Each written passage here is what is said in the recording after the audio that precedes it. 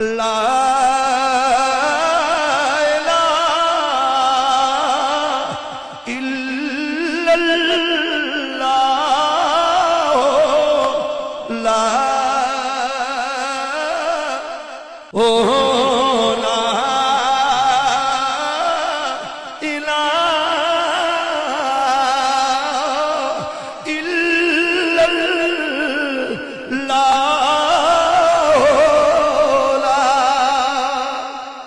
طریقہ ہے اس کو سیکھا تھا، لیکن ایک مرتبہ پھر میں نے کہا کہ دوہرائی ہو جائے، کیونکہ یہ چیزیں ایک دفعہ سے سمجھ میں نہیں آتی، بار بار ہم پڑھیں گے، عملی طور پر دیکھیں گے تو ہمارے ذہن میں وہ چیزیں نقش ہوگی، محفوظ ہو جائیں گی۔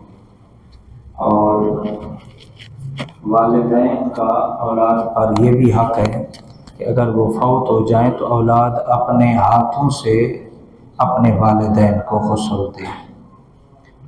تو آج ہمیں ان مسائل کی معلومات نہ ہونے کی وجہ سے جھجک ہوتی ہے، جس کی وجہ سے ہم اپنے بزرگوں کو عیدی، چھیپا، دیگر سرد خانوں کے سپرد کر دیتے ہیں، وہی لوگ کفن دیتے ہیں۔ اب وہ غسل دینے والے کون لوگ ہیں؟ آیا کہ وہ باوضو بھی ہیں، آیا کہ وہ ان کا غسل بھی ہوا ہے، مسلمان ہیں، غیر مسلم ہیں، کون ہیں؟ ہماری قوم کی حالت تو یہ ہے کہ ہوٹلوں پر گدھے اور کتے کھلائے جا رہے ہیں، تو پھر ایسے حالات میں آپ کیا توقع کر سکتے ہیں؟ تو اس میں احتیاط یہی ہے، جہاں تک ہو سکے انسان خود ان ذمہ داریوں کو ادا کرنے کی کوشش کرے۔ تو اللہ کریم کی بارگاہ میں دعا ہے اللہ تعالیٰ میں علم دین سیکھنے، سمجھنے، عمل کرنے کی توفیق عطا فرمائے۔ تو آج دوبارہ پریکٹیکل جو ہے وہ کر کے دکھایا جائے گا، جو چند ایک سوالات تھے پچھلے اتوار کو ان کا بھی انشاءاللہ تسلی بخش قبلہ مفتی صاحب جواب دیں گے۔ اللہ کریم کی بارگاہ میں دعا ہے اللہ تعالیٰ ہماری اس محفل کو ہمارے لیے مغفرت اور بخشش کا وسیلہ اور ذریعہ بنائے۔ جتنے مسائل ہم سیکھتے ہیں اللہ ان مسائل کے بدلے میں اللہ ہمارے بڑے بڑے گناہوں کو معاف فرمائے۔ تو اب بلا تاخیر میں حضرت صاحب سے گزارش کروں گا کہ آئیں اور اپنے درس کے سلسلہ جاری فرمائیں۔ تو آپ لوگ قریب آ جائیں، کیونکہ پریکٹیکل ہوگا تو آپ دیکھیں گے تو آپ کو اس چیز کا جو ہے وہ علم ہوگا۔ تو قریب قریب آ جائیں اور سیکھنے کی طلب، آپ اپنے آپ کو یہ نہ سمجھیں کہ میں بڑا ہوں، بزرگ ہوں، سیکھنے میں آپ بچے بن جائیں۔ جیسے بچہ ہوتا ہے نا، پڑھنا وہ شروع کرتا ہے الف با تا ثا، اس طرح کی آپ جو ہے وہ طبیعت لے کے علم دین سیکھا کریں، تاکہ اگر یاد ہے مسائل تو دہرائی ہو جائے، اور اگر یاد نہیں ہے تو تاکہ یاد ہو جائے۔ اللہ کریم ہم سب کو عمل کی توفیق عطا فرمائے۔ السلام علیکم، کیسے ہیں؟ ٹھیک ہے، ادھر آ جائیں، ادھر آگے آ جائیں، آپ بھی آگے آ جائیں، وہاں بیٹھیں، قریب قریب ہیں۔ الذي لم يلد ولم يولد والصلاة والسلام على من لا نبي بعده أما بعد أعوذ بالله من کیا جی خیریت ہے؟ ٹھیک ہو؟ طبیعت ٹھیک ہے؟ بسم الله السميع العليم بسم الله الرحمن الرحيم اللهم صل وسلم وبارك على سيدنا ومولانا محمد صلى الله عليه وسلم کیا جی خیریت؟ وعلى آله وصحبه وبارك وسلم۔ انتہائی لائق احترام واضح قدر حافظ کرامی مولانا صالح جوان البار، السلام علیکم ورحمۃ اللہ وبرکاتہ۔ جیسا کہ قبلہ امام صاحب نے حکم فرمایا، تو آج انشاءاللہ ہم دوبارہ سے ایک مرتبہ کفن دینے کا طریقہ سیکھ لیں گے۔ اور یہ کفن دینے کا طریقہ چونکہ ایک دفعہ میں نہیں آتا اور ہماری عادت کے اندر شامل نہیں ہے، جیسے وضو تو ہم روزانہ کرتے ہیں، لیکن اللہ کا شکر ہے کہ ہر روز کفن دینے کی سعادت تو نہیں ملتی، تو اللہ کا کرم ہے الحمدللہ۔ یہ بھی اللہ کا کرم ہے کہ اموات ہمارے یہاں شرح کم ہے، اللہ کریم موت دی تو شہادت کی موت عطا فرمائے۔ تو کفن کا طریقہ سیکھ لیتے ہیں انشاءاللہ دوبارہ سے، اور بچے کے کفن کا کیا طریقہ ہوگا اور بچے کے غسل کا کیا طریقہ ہوتا ہے۔ جو چھوٹا بچہ ہوتا ہے وہ اگر آنکھ کھولنے سے پہلے ہی انتقال کر جائے، کچا بچہ ہو، یا پھر آنکھ کھولنے کے بعد یعنی سانس لینے کے بعد انتقال کرے، اگر بالکل کچا بچہ ہے تو اسے کپڑے میں لپیٹ کے دفن کر دیں، اور اگر وہ اس نے سانس لی ہے دنیا میں تو اسے غسل دیں۔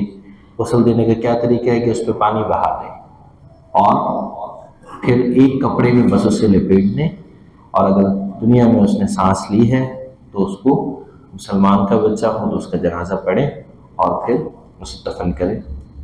یہ چھوٹے بچے کے احکام ہے، چھوٹا بچہ ہو یا چھوٹا بچی ہو اس کے یہی حکم ہے۔ عورت چاہے مرد نہ دے سکتا ہو تو کوئی عورت بھی چھوٹے بچے کو غسل دے سکتی ہے۔ بڑے شخص کے لیے کیا حکم ہوگا تو اس کا انشاءاللہ ہم عملی طریقہ سیکھتے ہیں کہ غسل کا کیا طریقہ ہے۔ عورت کے کفن میں 5 کپڑے ہوتے ہیں، کتنے؟ اور مرد کے کفن میں 3 کپڑے ہوتے ہیں۔ پہلا کپڑا ہوتا ہے جو بڑی چادر جو اوپر سب سے اوپر باندھ دی جاتی ہے تاکہ میت کا پورا جسم ڈھک جائے۔ پھر ایک کپڑا ہوتا ہے تہبند۔ تہبند کیا ہوتی ہے؟ جو ناف سے لے کے گھٹنے سمیت کم از کم اتنے حصے کو ڈھک لے۔ جو بڑی چادر ہوتی ہے اس کی لمبائی اس طرح ناپی جاتی ہے کہ میت کا جتنا قد ہے اس کے قد سے کم از کم اوپر ایک بالش اور کم از کم پاؤں کے بعد ایک بالش، اتنی جگہ رہ جائے تاکہ ہم اس کو اوپر اور نیچے سے باندھ سکیں۔ اتنی لمبی چادر، بڑی چادر ہونی چاہیے، اور نیچے جو تہبند باندھتے ہیں وہ کم از کم اتنی ہونی چاہیے کہ ناف سے لے کے گھٹنے تک کو حصے پر آ جائے۔ زیادہ ہو تو کوئی مسئلہ نہیں، لیکن کم از کم اتنی ہونی چاہیے۔ کتنے کپڑے ہو گئے؟ 2، پہلی چادر اور دوسری تہبند، تیسری ہوتی ہے قمیص۔ باقاعدہ بازو تو نہیں سلے ہوئے ہوتے، لیکن جس طریقے کی قمیص ہوتی ہے یعنی اس میں گلے کی جگہ چھوڑی ہوئی ہوتی ہے اور اس کو ہم قمیص کی طرح پہنا دیتے ہیں، یعنی یوں اوپر سے رکھ دیتے ہیں۔ انشاءاللہ عملی طریقہ میں بیان کرتا ہوں۔ یہ 3 کپڑے ہوتے ہیں مرد کے کفن کے اندر۔ عورت کے کفن کے اندر 2 کپڑے اضافی ہوتے ہیں۔ ایک کپڑا ہوتا ہے اس کا سینہ بند اور ایک ہوتا ہے اس کے سر بند۔ ہم مرد کا طریقہ انشاءاللہ غسل کا سیکھیں گے۔ یاد رکھیں کہ مرد کو مرد غسل دے اور عورت کو عورت۔ مرد جو ہے وہ کسی بھی عورت کو غسل نہیں دے سکتا، لیکن اگر کہیں ایسی صورت ہے کہ جہاں صرف عورتیں ہی موجود ہیں اور مرد کا انتقال ہو گیا ہے تو عورت اپنے محرم کو غسل دے سکتی ہے، لیکن اگر مرد موجود ہیں تو مرد کو مرد ہی دیں گے، لیکن مرد کسی عورت کو غسل نہیں دے سکتا۔ عورت اپنے محرم کو غسل دے سکتی ہے اگر مرد موجود نہ ہو۔ جو کفن کے اندر آج کل رواج ہو گیا ہے امامہ پہنانے کا، ٹوپی پہنانے کا، تو امامہ اور ٹوپی صرف بڑے عالم کو یا کسی علامہ کو اس کے اعزاز کے طور پر اور دیگر لوگوں میں ممتاز کرنے کے لیے پہنایا جا سکتا ہے۔ ہر کسی کو امامہ اور ٹوپی نہیں پہنایا جا سکتا، اس لیے کہ یہ کفن کا حصہ نہیں ہے۔ کفن میں تو 3 ہی چیز ہے، اگر اضافی چیز ہے تو وہ ایک اعزاز کے طور پر ہے، وہ کسی بڑے عالم کو پہنائی جا سکتی ہے۔ یہ بھی یاد رکھیں کہ میت جس حیت پہ اس کا انتقال ہوا ہے اسی حیت پہ اسے رکھا جائے گا۔ مثال کے طور پہ کسی کا انتقال ہوا، اس کی داڑھی بڑی ہوئی تھی، اب آپ سوچ رہے ہیں کہ اسے تھوڑا سا کاٹ تو ایسا نہیں کر سکتے، اس کی جیسی جو حیت جس حیت پہ اس کا انتقال ہوا اسی پہ رہنے دیں گے۔ بال بڑے ہوئے ہیں بغلوں کے نہیں کاٹ سکتے، ناخن بڑے ہوئے ہیں نہیں کاٹ سکتے، اور اسی حیت پہ اس میت کو ہم رہنے دیں گے۔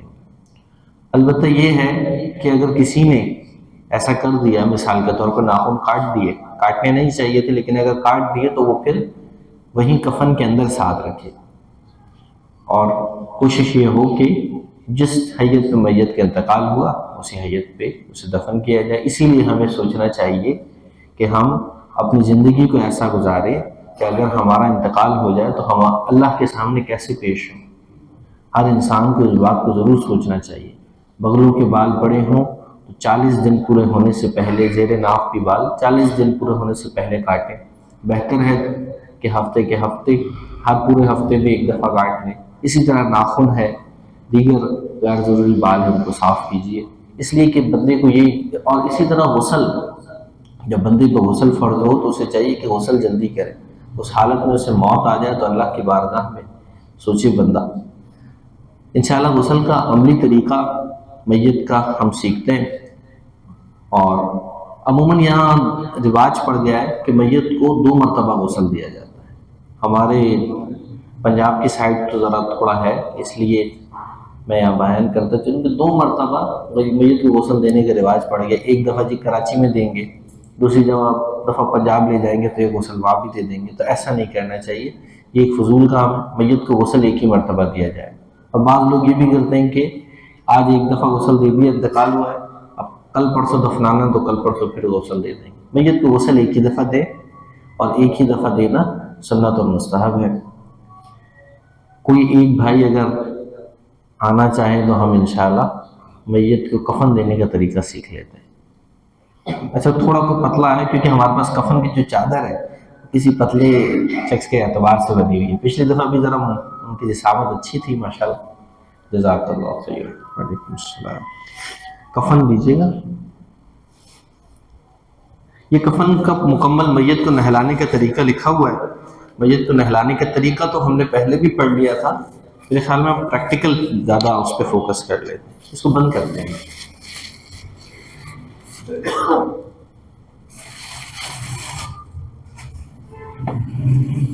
سب سے پہلے دیکھیں چادریں ہوں گی، جو کفن بنا بنایا ملتا ہے، اور چاہیں تو وہ کفن لے لیں، چاہیں تو خود کپڑا لے کے اس کے مطابق کفن میت کے مطابق بنا لیں۔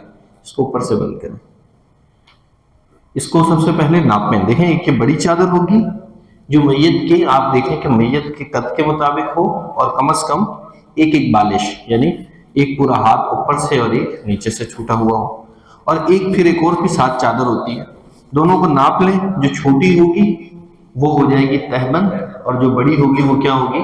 چادر۔ ناپیں، دیکھیں، کیونکہ یہ اس کا بھی ذرا کپڑا زیادہ دے دیتے ہیں۔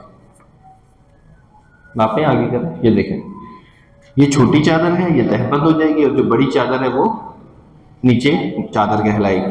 تو سب سے پہلے ہم چادر کو بچھاتے ہیں۔ بچھائیں۔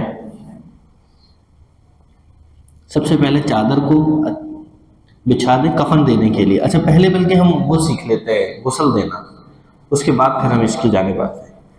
غسل دینے کا طریقہ یہ ہوگا کہ سب سے پہلے ایک تختہ آپ لیں، سب سے پہلے ایک تختہ جس پہ آپ غسل دیں، اس کا طریقہ کار یہ ہو کہ آپ اس تختے کو دھو دیں، اس تختے کو صاف کریں، جیسے کافی دنوں سے رکھا ہوا ہوتا ہے اس پہ مٹی وغیرہ دیگر چیزیں، اور اس تختے کے گرد مستحب ہے کہ اس کو اگربتی کی دھنی دیں 3 بار 7 بار، تو اس سے خوشبو پیدا ہوگی، اور پھر اس اگربتی کو کہیں لگا دیں۔ غسل دینے کے لیے کسی ایسی جگہ کا انتخاب کریں جہاں تھوڑا پردہ ہو، اور ایسا نہ ہو کہ بالکل کھلے میں غسل دے رہے ہیں، یا ہو بھی تو پھر ایسا سلسلہ ہو کہ قریب کوئی بے پردگی نہ ہو۔ اور اسی طرح غسل دینے کے لیے کہ بہت زیادہ لوگوں کی بھی ضرورت نہیں ہے، 3-4 مناسب افراد جو غسل دے سکیں وہ غسل دینے کے لیے حاضر ہوں۔ غسل دینے کے لیے جو ناف سے لے کر گھٹنے تک کا حصہ ہے، یہ وہ حصہ ہے جس کو ہم نہیں ظاہر کر سکتے، اس کو چھپانا لازمی ہے۔ نہ اپنا یہ حصہ بغیر کسی ضرورت کے دیکھ سکتے ہیں، اور اسی طرح دوسرے کا تو دیکھنا ہی نہیں چاہیے، حرام ہے کسی کے اس حصے پہ نظر کرنا۔ تو اس حصے پہ سب سے پہلے چادر ڈال دیں ناف سے لے کے گھٹنے تک کے حصے پر، اور پھر میت کے مکمل جو لباس ہے اس کو اتاریں۔ لباس اگر آسانی سے اتر سکتا ہو تو اس کو اتار دیں، اور اگر آسانی سے نہ اتر سکتا ہو تو کپڑے کو کاٹ دیں، اس لیے کہ میت کو ایذا نہ دیں۔ اب پھر اس کے بعد سب سے پہلے میت کو استنجا کروائیں۔ استنجے کے لیے مختلف کپڑے کفن کے اندر ہی موجود ہوتے ہیں، چھوٹے کپڑے ہوں گے مختلف، جیسے میں یہ لے لیتا ہوں فی الحال، ویسے اس کے اندر چھوٹے کپڑے بھی موجود ہوتے ہیں جو استنجے کے لیے استعمال ہو سکتے ہیں۔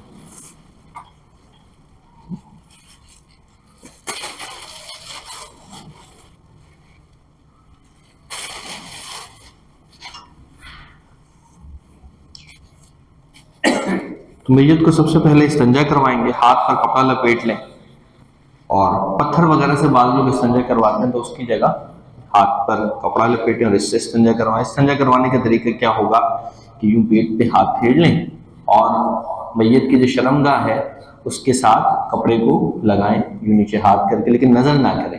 اس طریقے سے 2 بار 3 بار میت کو استنجا کروائیں، اور استنجا کروانے کے بعد اس کپڑے کو ہٹا دیں۔ اب اس کے بعد سب سے پہلے ہم میت کو وضو کروائیں گے۔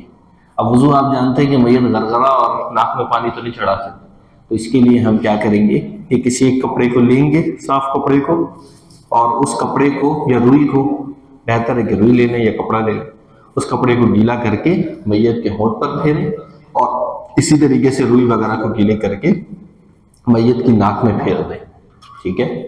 اس کے بعد پھر میت کو جس طریقے سے وضو کرواتے ہیں اس طرح وضو کروائیں۔ وضو میں سب سے پہلے چہرہ دھوتے ہیں تو سب سے پہلے چہرے پہ پانی ڈالیں، اور اس کے بعد ہاتھوں کو دھوتے ہیں تو آپ ہاتھوں کو دھو لیں، دونوں ہاتھوں کو دھوئیں، اور اس کے بعد پھر میت کو جس طریقے سے وضو کرتے ہیں تو سر کا مسح کر کے پاؤں پہ دونوں پہ پانی پھیرنے کی مکمل وضو ہو جائے گا۔ اس کے بعد پھر میت کے اوپر پانی بہائیں، پہلے سیدھی جانب بہا لیں پھر الٹی جانب بہا لیں، کندھے سے لے کے نیچے تک پانی بہائیں۔ سب سے پہلے کندھے سے شروع کریں اور نیچے تک پانی بہائیں، اور اسی طریقے سے کروٹ اٹھا کر یوں نیچے کی طرف بھی پانی بہائیں، لیکن بے پردگی نہ ہو، یہ کپڑا ڈھکا رہے۔ اس کے بعد بائیں جانب آ کر بائیں جانب میں بھی اسی طریقے سے اوپر سے نیچے تک، اور پھر کروٹ اوپر کر کے یوں نیچے کی جانب میں پورا پانی بہا لیں۔ اب اس کے بعد اگر شیمپو وغیرہ لگانے کی ضرورت محسوس کریں تو میت کے بال وغیرہ دھوئیں، شیمپو صابن وغیرہ جو لگانا چاہیں وہ لگا لیں۔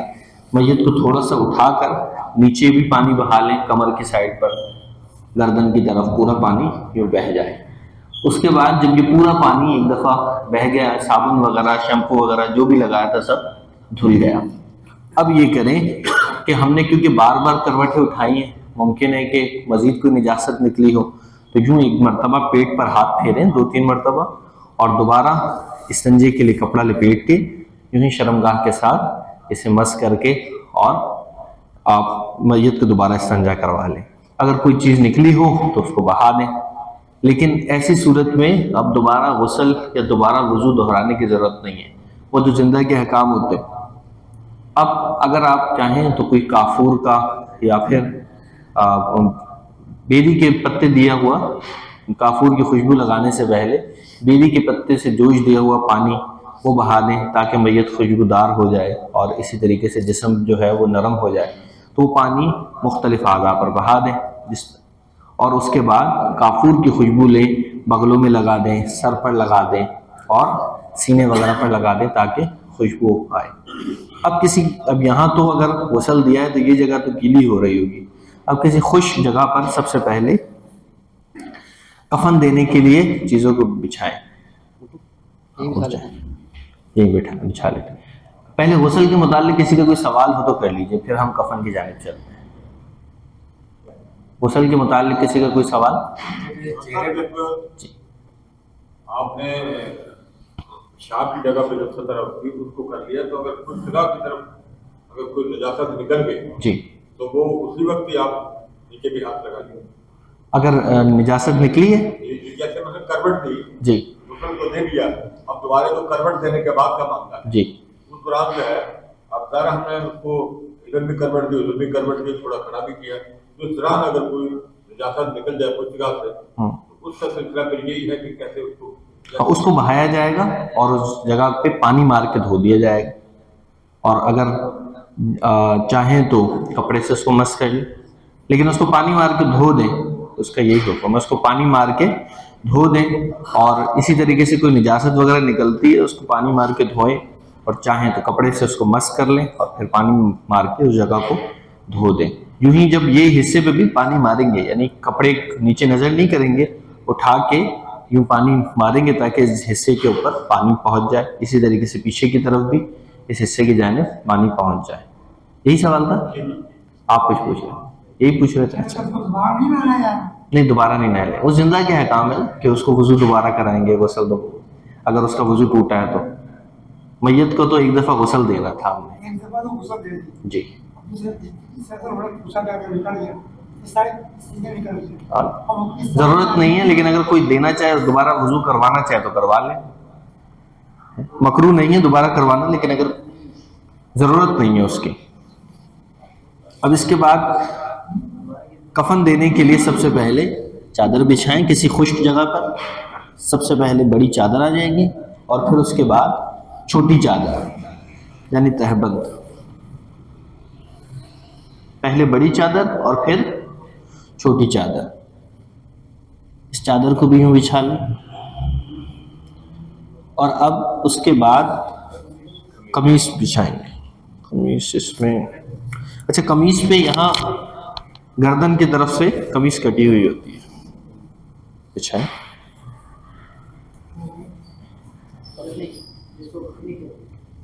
जी जी, इसी को कहते हैं। आ जाए। ऊपर से इतनी जगह छोड़ेंगे कि सर रखने के बाद एक बालिश हो, नीचे थोड़ा सा और थोड़ा।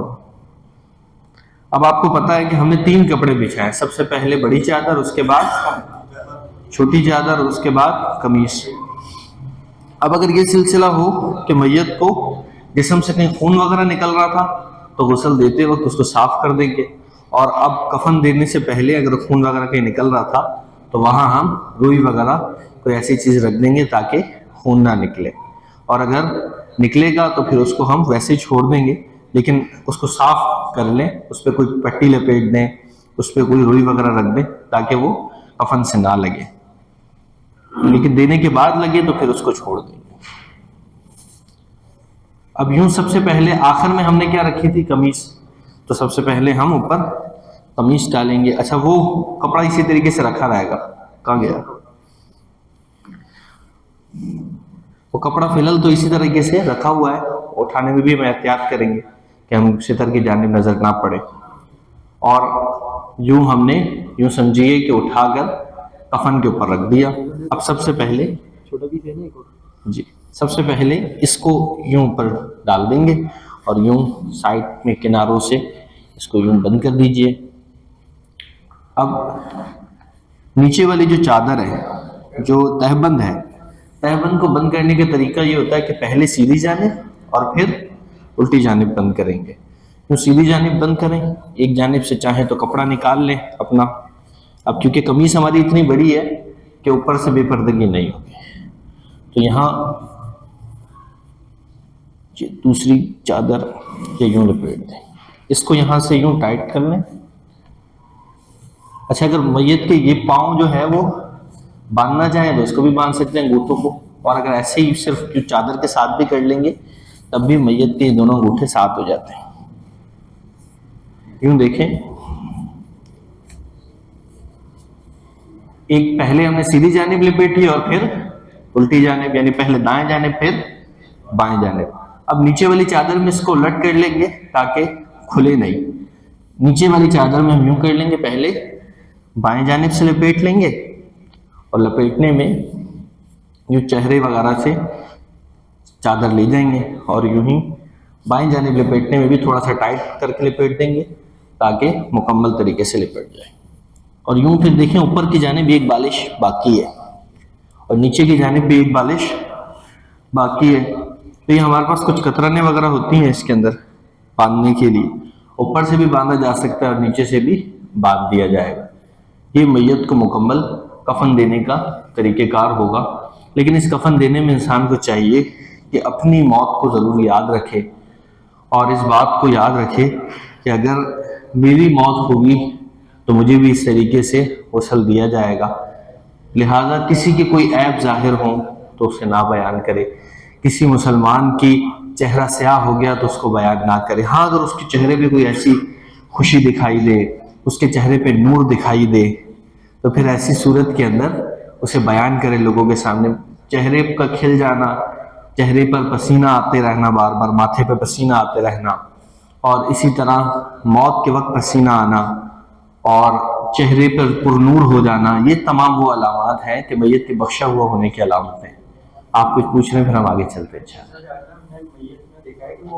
میں روئی وغیرہ جی ناک میں رکھ دیتے ہیں، ناک کے اندر، تو وہ ہم وہ رکھ سکتے ہیں غسل کے دوران ہی ہے کہ ہم وہ پانی کے لیے رکھتے ہیں کہ پانی وغیرہ بھی نہ آ جائے پھر، تو آپ یوں غسل کے درمیان رکھ دیں تاکہ چہرے وغیرہ جب دھلوا رہے ہیں تو پانی وغیرہ نہ آ جائے. واجب نہیں ہے، میں نے صرف وہ چیزیں بتائی ہیں جو سنت اور ضروری ہے. روئی وغیرہ رکھنا چاہیں تو رکھ دیں. ضروری نہیں ہے لیکن رکھنا چاہیں تو رکھ دیں. یہ غسل کے کفن کے حصہ نہیں ہے. کفن کے حصہ صرف 3 چادریں ہیں. کفن کا حصہ کیا ہے؟ 3 چادریں ہیں. تو اس کے علاوہ دیگر جو چیزیں وہ کفن کا حصہ نہیں ہے. میں نے کفن کے حصے بیان کیے ہیں آپ کے سامنے. اب اس کے بعد کیا کریں؟ اس کے بعد میت کو ادباً اٹھائیں اور اسے کسی چارپائی وغیرہ میں رکھیں، اور اس کے بعد پھر میت پر جنازہ پڑھیں اور پھر میت کو تدفین کی جانب لے کے جائیں. جنازے کا مکمل طریقہ ہم سیکھ چکے ہیں کہ جنازے میں کون سی دعا پڑھنی چاہیے. دعا نہ یاد ہو تو پھر دعا کی جگہ سورہ فاتحہ پڑھی جا سکتی ہے. یہ تمام باتیں ہم پہلے بھی سن چکے ہیں. اب جب میت کو وہاں لے کر جائیں قبرستان، تو لے کے چلنے کے طریقہ کار میں یہ ہو کہ کوشش یہ ہونی چاہیے کہ چاروں جانب سے ہم کندھا دیں. اس کی فضیلت یہ ہے کہ نبی کریم صلی اللہ علیہ وسلم نے ایسا شخص جو چاروں جانب سے کندھا دے اس کے لیے مغفرت کی بشارت دی ہے. اور جو 40 قدم کم از کم لے کے چلے اس کے لیے نبی کریم صلی اللہ علیہ وسلم نے بھی بشارت عطا فرمائی ہے، اور ہر قدم پر ایک کبیرہ گناہ کا کفارہ عطا فرمایا ہے. اتنی بڑی میت کو لے کے چلنے کی فضیلت ہے. لیکن یہ یاد رکھیں کہ میت کے آگے نہیں چلنا. میت کے آگے چلنا بغیر ضرورت کے مکروہ ہے. ہاں کوئی راستہ صاف کروانے کے لیے، دیگر کسی چیز کی ضرورت کے لیے چلا جا سکتا ہے، لیکن بغیر ضرورت میت کے آگے چلنا مکروہ ہے. میت کے آگے نہیں چل سکتے. میت کے احترام میں پیچھے چلیں، درود شریف پڑھتے ہوئے چلیں، اپنی موت کو یاد کرتے ہوئے چلیں. اور اسی طرح جب کوئی نعرہ وغیرہ لگے کلمہ شریف کا تو کلمہ شریف کا ورد کریں، کلمہ شریف کو پڑھیں. اور جب میت کی تدفین کا میت کو لے کے چلنے میں عورت نہیں چل سکتی، صرف مردوں کو حکم ہے کہ مرد ہی میت کو لے کے چلیں. اور یہ دیکھیں کہ کتنا بڑا کار ثواب ہے. ہر قدم پہ ایک کبیرہ گناہ مٹ جاتا ہے. اور جب میت کی تدفین کا طریقہ بھی یہ ہوگا کہ قبر کتنی لمبی بنائیں. قبر کم از کم اتنی لمبی بنائیے کہ جتنا میت کا قد ہے، لمبائی میں اتنی لمبی ہو جتنا میت کا قد ہے، اور جو اس کی لمبائی، جو اس کی ڈیپتھ ہے یعنی گہرائی اتنی ہو جتنا میت کا آدھا قد ہے. میت کے آدھے قد کے مطابق اس کی گہرائی ہو. اور سنت طریقہ تو قبروں کا وہی ہے جو پنجاب وغیرہ میں بنائی جاتی ہیں کہ اسے لحد کی طرح بنایا جاتا ہے، اسے مکمل نیچے تک کھودا جاتا ہے اور اس کو ایک جانب سے پھر علیحدہ سے کھودا جاتا ہے. لیکن کراچی کے اندر کیونکہ جگہ کا مسئلہ ہے اور پھر زیادہ کھودیں تو پانی نکل آتا ہے، تو اسے جس انداز پہ جہاں قبریں بنائی جاتی ہیں تو وہ بھی بالکل جائز ہے. اور یوں پھر میت کو دفنانے کے لیے عموماً یہ غلط کانسیپٹ پایا جاتا ہے کہ شوہر جو ہے وہ میت کو دیکھ بھی نہیں سکتا، اس کو کندھا بھی نہیں دے سکتا، اس کو دفنا بھی نہیں سکتا. تو ایسا نہیں ہے. صرف اتنی سی بات ہے کہ شوہر ڈائریکٹ ننگے جسم پہ ہاتھ اور اپنی بیوی کے نہیں لگا سکتا میت کے بعد. ہاں وہ کپڑا اگر اوپر ہے تو اس کے ساتھ وہ تدفین بھی کر سکتا ہے، میت کو لے کے چل بھی سکتا ہے، یہ جنازہ بھی پڑھ سکتا ہے، یہ تمام کام کرے گا. تدفین کے طریقہ کار یہ ہوگا کہ تدفین کے لیے زیادہ لوگ نہیں بلکہ 2 لوگ جو قبر کے اندر اتر جائیں اور پھر میت کو اس طریقے سے پکڑ کے اتاریں کہ میت گرے بھی نہیں اور اس کو کوئی تکلیف بھی نہ ہو اور کفن بھی نہ کھلے. چاہیں تو کفن کے اوپر کچھ چیزوں کو باندھ لیں تاکہ کفن نہ کھلے. اور اس کے بعد میت کو دفنانے کے بعد اگر کوئی تبرک وغیرہ رکھنا چاہیں تو رکھ سکتے ہیں، لیکن بہت زیادہ غیر ضروری چیزیں رکھنے سے بھی اجتناب کرنا چاہیے. اور اگر وہ تابوت وغیرہ ہو تو تابوت وغیرہ سے نکال کے دفن کرنا چاہیے. اگر تابوت وغیرہ ہے اور اس میں دفن کرنا مکروہ ہے، لیکن اگر ایسا سلسلہ ہے کہ نیچے پانی ہے یا پھر جو ہے مٹی گیلی ہے، کفن خراب ہو جائے گا، تو ایسی صورت میں تابوت کے ساتھ دفن کر دیں. لیکن تابوت سے نکال کر دفن کرنا یہی زیادہ مستحب اور سنت طریقہ ہے۔ اب اس دفن کرنے کے بعد پھر قبر کو بند کیا جائے گا، اور پھر مکمل جب اس پہ مٹی وغیرہ ڈالنے کے بعد آخر میں قبر کو تلقین کریں، اذان دیں، یہ مکمل طریقہ ہے انشاءاللہ۔ تلقین کا مکمل طریقہ انشاءاللہ سیکھیں گے، وقت مکمل ہوتا ہے، ہم انشاءاللہ کچھ سوالات لے لیتے ہیں، اور پھر اگلے اتوار کو انشاءاللہ ہم میت کی تلقین کا طریقہ اور ہم مٹی وغیرہ کس طریقے سے ڈالیں، اس کا کیا طریقہ کار ہو، اس کو سیکھیں گے انشاءاللہ۔ قبرستان میں میت کو دفنا دیا، جی جیسے آپ نے بولا کہ اذان وہاں قبر پہ کھڑے ہو کے اذان دینا ضروری ہے یا نہیں، ضروری نہیں ہے، مستحب ہے، بزرگوں کا طریقہ ہے، اچھی بات ہے۔ شیطان دور بھاگتا ہے، حدیث مبارکہ میں آتا ہے کہ جب اذان دی جاتی ہے تو شیطان گوز مارتا ہے، وہ دور بھاگتا ہے، تو اس لیے اذان دی جاتی ہے کہ شیطان دور بھاگے۔ جی جب تختے پہ لٹا کے وضو کو اپنا غسل دیتے جی ہیں، جی تو اس کے بعد جو کفن ہے وہ جیسے آگے چرپائی یا کوئی چیز رکھ کے اس کے ہم چارپائی کے اوپر بچھا لیں، بچھا کے اس پہ لٹا سکتے ہیں۔ بالکل ایسا بھی کر سکتے ہیں کہ چارپائی کے اوپر کفن بچھا لیا اور چارپائی کے اوپر لٹا دیا۔ اور یہ جو آپ نے سب سے بڑی چادر پہلے بچھائی ہے، جی وہ چادر اور قیامت جو ہے اندر لپیٹی ہے، ایسے لپیٹ دینا، اس کو اندر سے باندھ دیا جائے۔ نہیں، باندھنا نہیں ہے اس کو، بس ایسے لپیٹ دیں گے۔ سب سے اوپر والی جو چادر ہے اس کو بے شک باندھ دیں اوپر سے، تاکہ کھلے نہیں، اندر والے کو باندھنے اندر والوں کو باندھنے کی ضرورت نہیں ہے۔ سب سے باہر میں بڑے ہم نے لپیٹی اس طریقے سے کہ اندر سب سے پہلے سیدھی جانب اور پھر الٹی جانب اور پھر الٹی جانب اور سیدھی جانب، کہ وہ چادر اتنی آسانی سے کھلے گی نہیں۔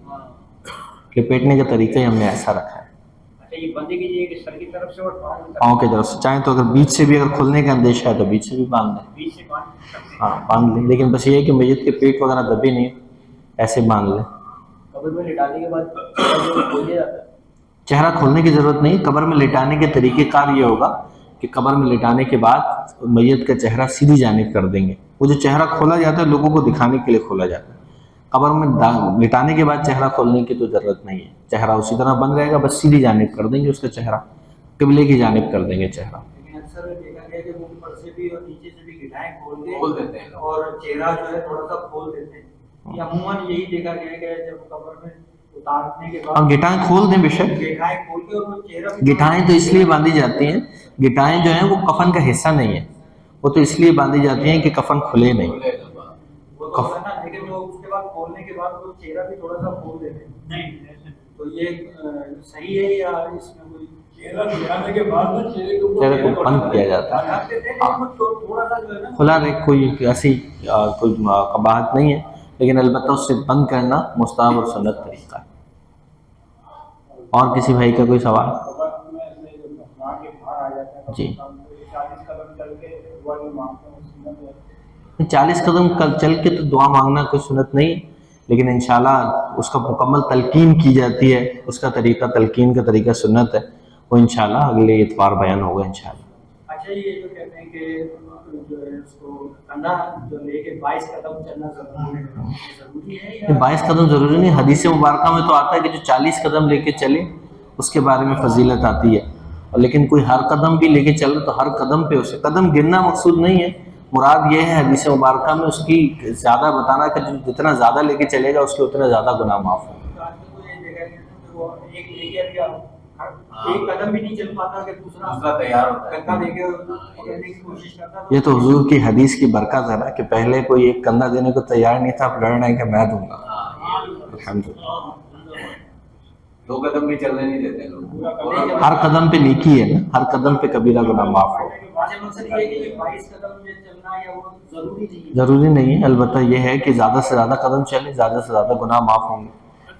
ہم لوگ بھی کہیں جنازہ دیکھتے ہیں تو کوشش یہ ہوتی ہے اس کو جانتے ہوں یا نہ جانتے ہوں اس کے ایک جنازے کو لے کے چلیں، اس لیے کہ یہ بہت بڑی نیکی ہے۔ پنجاب میں جو ہے نا آپ نے بتایا نا یہ پیٹی سمجھ لے کے آتے ہیں جی جی جی پنجاب لے کے وہ پیٹی میں ذرا مطلب کہ وہاں لے کے جائے گا، وہاں یہاں بھی جنازہ پڑے گا، وہاں بھی جنازہ پڑے گا، جی۔ اس کے بعد جو ہے پیٹی سمجھ دفنایا جاتا ہے۔ وہ اصل میں اس لیے نہیں کھولی جاتی کہ بعض اوقات نا بو کا اندیشہ ہوتا ہے، اب وہ بہت زیادہ اگر اسے کھول دیں گے جو سمجھدار لوگ ہیں وہ تو یہ کرتے ہیں کہ وہ فوراً ہی پہنچنے سے پہلے ہی کھول دیتے ہیں تاکہ بو وغیرہ نکل جائے اور آخر میں اسے نکال دیتے ہیں.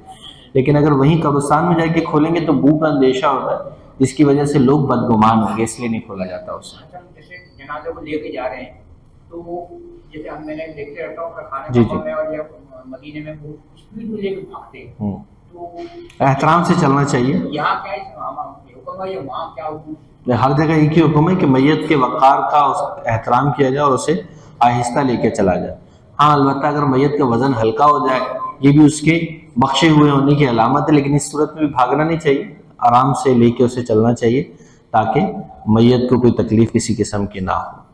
اللہ کریم سے دعا ہے جو کچھ ہم نے سیکھا اس پر عمل پیرا ہونے کی ہمت و توفیق عطا فرمائے، اور ہمیں اپنے آخری وقت کی تیاری کرنے کی ہمت و توفیق عطا فرمائے. یہ پوچھنا چاہتا ہے کہ جب میت کو کندھا دیتے ہیں تو اس کو پہلے یعنی کہ سیدھے ہاتھ کی طرف سے دیں پھر اس کے پیچھے جائیں گے یا جی یہ طریقہ بیان کیا جاتا ہے کہ سیدھے ہاتھ کے کندھے کی جانب سب سے پہلے کندھا دیا جائے، لیکن اس میں مسئلہ یہ ہے کہ سارے سیدھے ہاتھ کی جانب چلے جائیں گے تو پھر الٹے ہاتھ کی جانب کون رہے گا. تو یہ افضل طریقہ ہے کہ اس طریقے سے دیا جائے، لیکن کوئی پیچھے سے پہلے شروع کرتا ہے یا آگے کی جانب سے شروع کرتا ہے تو اس کی نیکی کم نہیں ہوگی. افضل طریقہ یہ ہے کہ جو آپ طریقہ بتا رہے ہیں اس پہ دیا جائے. اچھا ایک مرد کا نماز جنازہ جب ہو جائے اور اس کو مطلب کسی ٹائم بھی آپ سے جا سکتے ہو نا نماز کے بعد جن دن، تو عورت کا جنازے کا کیا حکم ہے؟ قبرستان میں دفنانے کا جو بہتر وقت ہے وہ تو یہی ہے کہ آپ عصر کے بعد دفنائیں، عورت کے لیے مرد ہو یا عورت، لیکن اس کے علاوہ بھی آپ کسی بھی وقت دفنائیں تو بالکل دفنایا جا سکتا ہے. اس سے یہی اس کا وہ یہ چاہ رہے ہیں جیسے مرد جو ہے نا مرد کی قبر پہ جمع ہو جاتے ہیں، عورت کو دفنانے کے لیے اس وقت کیا کرنا چاہیے؟ عورت کو جب دفنایا جا رہا ہو تو اس وقت کوشش یہ کرنی چاہیے کہ پردے کا اہتمام کیا جائے، یعنی کہ محرم قریب ہو جائیں، غیر محرم تھوڑے دور ہو جائیں. انسان کو خود معلوم ہو کہ یہ غیر محرم ہے، میری عورت ہے، تو وہ تھوڑا پیچھے ہٹ جائیں اور محرم قریب ہو اور محرم دائرہ بنا لیں اور اس طریقے سے دفنایا جائے. وآخر دعوانا الحمدللہ رب العالمین. جزاک اللہ خیر. یہ ندیم بھائی 22 قدم نہیں ہے 40 قدم. کم سے کم 22 قدم لے کے چلنا چاہیے، کم سے کم 1 قدم، زیادہ سے زیادہ 40 قدم. حدیث شریف سے 40 قدم، 10 سیدھے کندھے سے سر سے، اور 10 قدم سیدھے سے پاؤں سے، 10 قدم الٹے سے کندھے سے، 10 قدم الٹے پاؤں سے، یہ 40 قدم. لیکن جب بھیڑ زیادہ ہوگی تو اس صورت میں سنت پر عمل نہیں کریں گے. سنت پر عمل کرتے ہوئے لوگوں کو تکلیف نہیں ہے. اس وقت جتنے بھی قدم مل جائیں گے ساتھ. حدیث شریف میں آتا ہے جو بندہ نماز جنازہ میں شامل ہوتا ہے اس کو 1 کتاب کا ثواب ملتا ہے، اور جو نماز جنازہ پڑھنے کے ساتھ میت کے ساتھ قبرستان جاتا ہے تجہیز و تکفین مکمل کر کے واپس آتا ہے اسے 2 قرات. صحابہ کرام نے پوچھا رسول یہ قرات کیا ہے؟ اللہ کے نبی نے فرمایا قرات سے مراد احد پہاڑ جتنا اللہ ثواب دیتا ہے. جو بندہ نماز جنازہ جو تجہیز و تکفین کرنے کے لیے قبرستان جائے اسے 2 احد پہاڑوں جتنا اللہ ثواب دیتا ہے. جی وہ پہاڑ جو ہے منظور کرنے سے زیادہ بڑا ہے، جی کئی کلومیٹر پر پھیلا ہوا. آپ خود سوچو. اور ایک حدیث پاک میں تو یاد آتا ہے کہ مرنے والے کو سب سے پہلے جو خوشخبری دی جاتی ہے، مرنے والے کو قبر میں سب سے پہلے جو خوشخبری سے دی جاتی ہے تو یہ دی جاتی ہے کہ اللہ پاک نے تیرا جنازہ پڑھنے والوں کی مغفرت فرما دیا. اس لیے جب بھی موقع ملے تو نماز جنازہ پڑھنا چاہیے. امام جلال الدین سیوطی رحمہ اللہ فرماتے ہیں جنازے 2 طرح کے ہوتے ہیں. مرنے والا جو ہے وہ 2 طرح کا ہوتا ہے. ایک آدمی مرنے والا نیک ہے، نماز جنازہ پڑھنے والے گنہگار ہیں، تو جتنوں نے بھی نیک کی نماز جنازہ پڑھی اللہ نے سب کی مغفرت کی. اور بعض اوقات مرنے والا گنہگار ہوتا ہے لیکن پڑھنے والے نیک ہوتے ہیں، لیکن اللہ ان نیک لوگوں کی تکبیرات کی برکت سے دعاؤں کی برکت سے اللہ اس مرنے والے گنہگار کی مغفرت کرتا ہے. تو اس حقیقت کو تو کوئی بھی نہیں. جیسے آپ نے بتایا 2 میتیں हराम मौत का पता ही है मुसलमान को कि वो खुदकुशी करना, खुदा ना खाता किसी ने खुदकुशी कर ली, उसका जनाजे नहीं, उसका क्या हुक्म है? बस बात उसमें पढ़ेंगे, लेकिन उसमें उलमा को मना किया गया कि उलमा ऐसे जो काम बयान हुए कि अगर कोई डकैती मारते हुए मर जाए, जिसने माँ बाप को जुल्म किया हो या कोई कुछ ने की हो, तो ऐसे जनाजों को धूमधाम से नहीं करना चाहिए। ऐसे उसमें यह है काम, ताकि लोगों को इबरत नसीहत, वरना जितना भी गुनाहगार उसका नमाज ज्यादा पढ़े, कोई पता नहीं है कि उसका क्या अल्लाह खाना, क्या उसका अल्लाह पाक है, क्या मरते हुए क्या पता अल्लाह ने उसकी कोई एक नेकी कबूल कर दी। हजरत ज़िन्नून मिस्री रहमतुल्लाह तआला अलैह बहुत बड़े अल्लाह वाले गुजरे, बहुत बड़े अल्लाह वाले गुजरे। दाता साहब ने भी उनका जिक्र किया, ख्वाजा साहब भी ने भी उनका जिक्र किया, बारिज़ बस्तामी, शेख अब्दुल कादिर जिलानी, जिनके जो समझे के कदमों में हाजिर होकर मेरी सादत इतने बड़े बुजुर्ग, तो उनकी कैफियत ये थी कि उस दौर के लोग नहीं समझ सके। उस दौर के हाजिर उलमा ने कुफ्र का फतवा दे दिया, नमाज जनाजा भी नहीं पढ़नी, ये हालत थी। लेकिन जब मौत हुए जनाजा लेके चले ना, सख्त धूप थी, लेकिन जब लोग जनाजा लेके चले, मैयत को लेके चले, तो ऊपर से एक तिरंदों का बहुत बड़ा होड़ छाया और उसमें कब्रिस्तान तक उस तिरंदों के बड़े सारे लश्कर में साया हुआ। उस वक्त जब ये मंजर देखा ना, उस वक्त तमाम उलमा ने रुजू किया और ऐलान किया कि ये अल्लाह के वली हैं, इनकी हकीकत तो हम नहीं पहचान सकते। तो इसलिए किसकी क्या हकीकत है ये कोई नहीं जानता। अल्लाह की बारगाह में दुआ आपसे गुजारिश यही है कि इतनी कीमती मसाइल आप सीखिए, ये सीखने चाहिए। तो आप हजरात से सिर्फ एक ही गुजारिश है कि इस तरह के मसाइल सीखने के लिए आप थोड़ा सा अपने अंदर जज्बा पैदा करें, कुछ लोगों को लेके आया करें ताकि वो ये सीखें। आपसे और कुछ भी नहीं चाहिए। मैं तो आपसे अर्ज करता रहता हूँ कि आप मुझे आखिर में जाते हुए सलाम भी ना दें, दुआ भी ना दें, कुछ ना करें, लेकिन आप हुजूर की उम्मत के लिए थोड़ा बहुत कर दें। आपने किसी को एक मसला भी सिखा दिया तो यूं समझिए वो जब तक उस मसले पे अमल करता रहेगा आपके लिए सब कर जाएगा। तो आप कोशिश करें अपने जज्बा पैदा करें।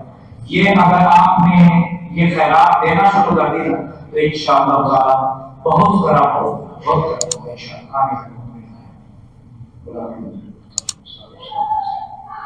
या अल्लाह जो मसाइल सीखें इनको हमारे लिए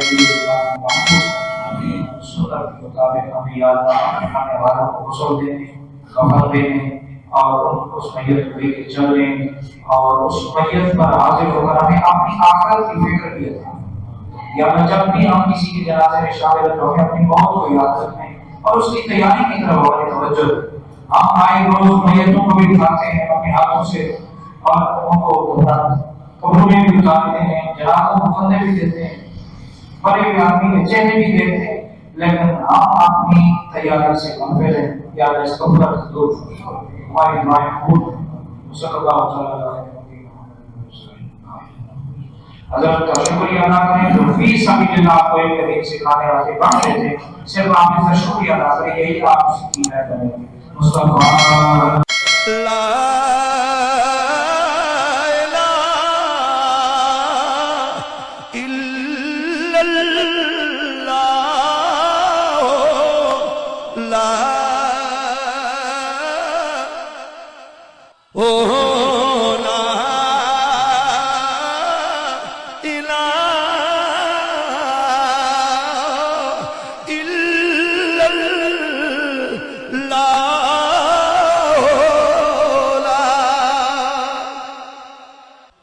फजल तेरे ते